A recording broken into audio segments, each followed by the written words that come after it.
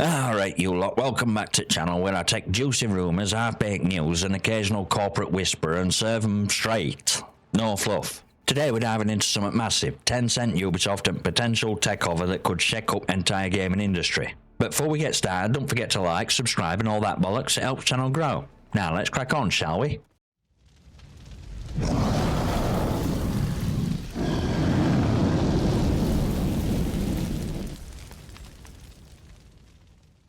Right, so it's skinny. Tencent and Guillemot family are apparently cozying up to idea of taking Ubisoft private. That's right, House of Assassin's Creed, Far Cry and of course XDefiant could be on verge of a major shake-up.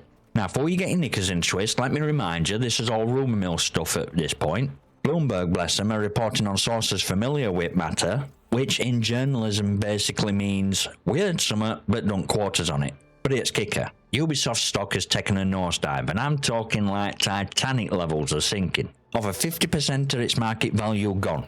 Puff. Leaving the company dangling at a valuation of about 1.4 billion euros. Now let's just compare that to behemoth that is Tencent, who've already got the paws on 9.2% of Ubisoft's voting rates. Guillemot family? They've got around 20.5%. We're looking at here is potential power couple in gaming, with Tencent bringing in cash and Guillemot keeping wheels steady. For now, some minority shareholders, let's call them ones looking at the portfolio in horror, are pushing for Ubisoft to either sell up or go private. But let's not pretend Ubisoft is some innocent lamb here. They've had a rough time, delays, underwhelming sales, you name it. Hell, even the crown jewel Assassin's Creed Shadows has been pushed back. And if you've been following Ubisoft at all, you'll know that's like delaying Christmas for the fanbase. What does all this mean? Well, Tencent, master of monetization, and I mean that both as a compliment and cautionary tale, could be ones to swoop in and save for Ubisoft. You might love them or hate them for it, but you can't deny Tencent knows how to turn a profit, even if it means squeezing life out of your wallet while they're at it. So let's talk about Tencent, big bad wolf for gaming. Or saviour, depending on how deep you are into mobile gacha games and microtransactions. Look, Tencent didn't get to where they are by playing nice. They've got their fingers in every pie imaginable, from Riot Games and League of Legends to PUBG Mobile and even stakes in Epic Games and Activision Blizzard. When it comes to making money in gaming industry, Tencent is that one mate who always manages to win no matter how dodgy the game gets. So what does that mean for Ubisoft? Tencent's known for aggressive monetization strategies. And before you roll your eyes, let's be honest, they're bloody good at it. It's not about loot boxes or battle passes, it's about creating a finely tuned ecosystem where you don't even notice how much you're spending until you check your bank balance and wonder why dinner's suddenly beans on toast. On the flip side, the success speaks for itself. Tencent knows how to turn a sinking ship into a floating fortress of cash.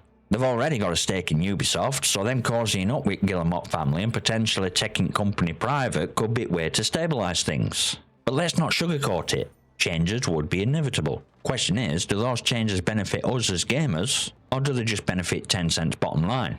Picture it. More live service games, deeper microtransactions, an even bigger push towards making you pay for what should probably be in base game.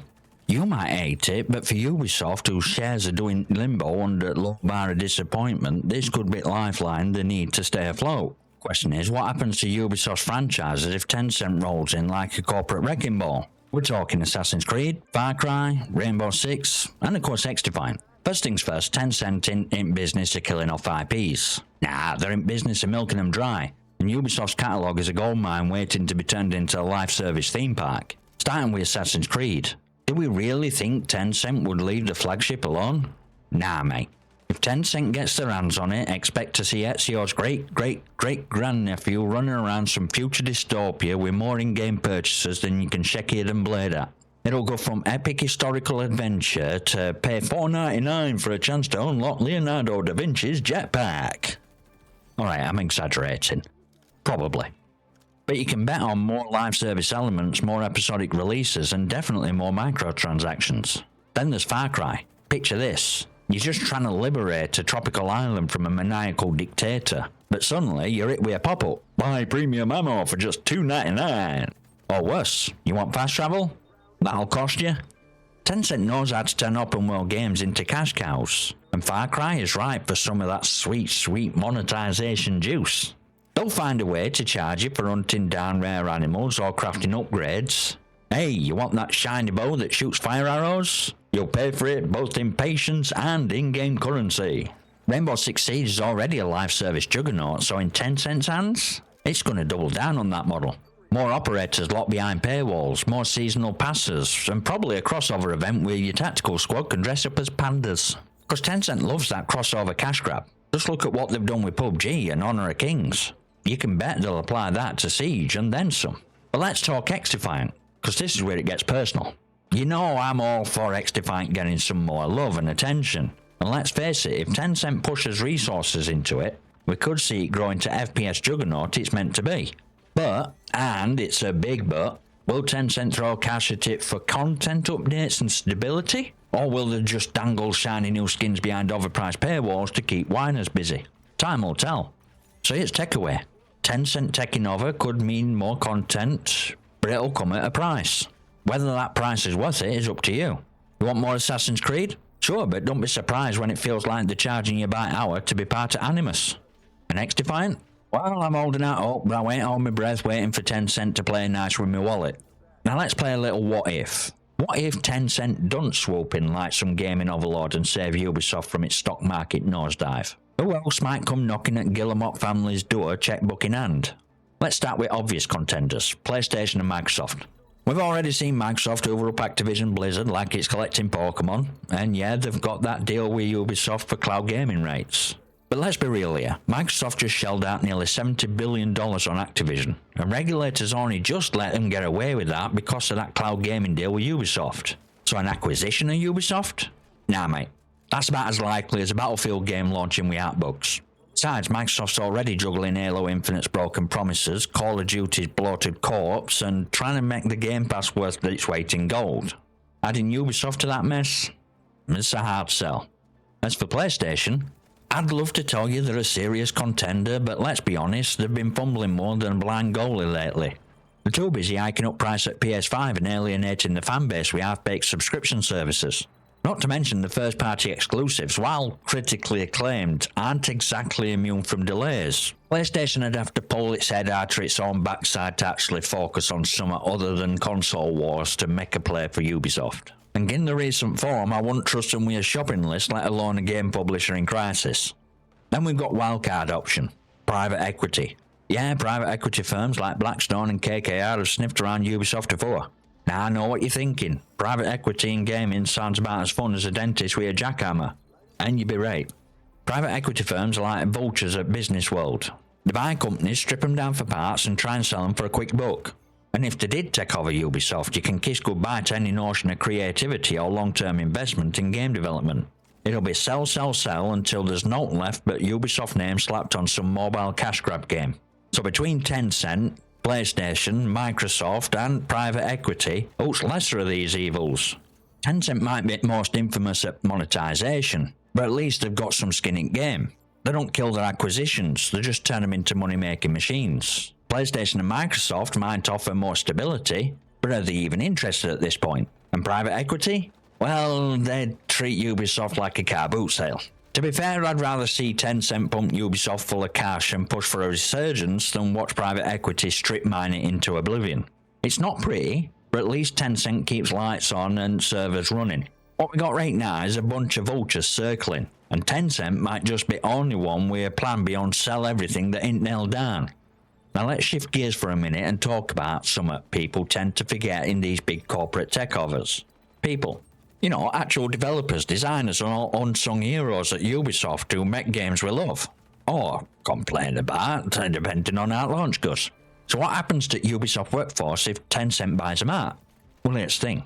Tencent isn't known for gutting companies and leaving them as all the shells. They've actually got a bit of track record for not completely dismantling teams they acquire. They're more into let's slap a new business model on this and call it a day approach. But that don't mean it's all sunshine and rainbows for devs. For starters, if you're working at Ubisoft and you're Tencent's taking over, you might start feeling a bit twitchy. Tencent's focus on live service models and aggressive monetization might not sit well with developers who, you know, actually care about craft and making games and not just turning them into endless money pits. Imagine you're a developer who's been working on next Assassin's Creed for years. only to be told, hey, great work on game, now let's see how we can squeeze players for more cash with skins, battle passes and paid DLC. Morale could take a serious hit. When a company starts prioritising profits over passion, you can bet creatives are going to feel that. Sure, job security might be there, Tencent don't want to fire everyone and risk whole thing crashing down. But vision for these games could shift hard towards making them more commercially viable, and less about innovation or storytelling. You think Ubisoft's had a rough time with delays? Wait till you see how things slow down when devs have to weave monetization into every corner of game. But here's another side to it. Tencent has deep pockets. They've got resources to invest in Ubisoft teams, tech and infrastructure. That could mean more stability for a company that's been struggling with delays and mismanagement. In theory, Tencent could provide boost Ubisoft needs to get the production pipeline back on track. Instead of cancelling titles left, right and centre, we might actually see them hit release date and, dare I say it, improve quality of the launches. There's also a question of culture. Ubisoft is a French company with its own identity, and Guillemot family has always kept tight grip on wheel. With Tencent, a Chinese giant, stepping in, you got potential clash of corporate cultures. How much autonomy do you think Guillemots will have once Tencent's calling shots? They've already partnered up, so you know there's some level of cooperation. But if Tencent takes control, expect a shift towards a more profit-driven, less creatively flexible environment. So best case scenario, Ubisoft's workforce gets cash infusion they need to do the jobs better, with a few more monetization tweaks here and there. Worst case, devs get buried under weight of corporate demands. Morale tanks, Ubisoft becomes next soulless money factory cranking out live service zombies. One way or another changes are coming. Question is whether it makes things better or just makes them profitable. Right, let's zoom out and take a look at bigger picture. What does all this mean for Ubisoft's future in gaming industry? Will it rise from ashes like some pixelated phoenix? Or are we watching a slow motion corporate car crash?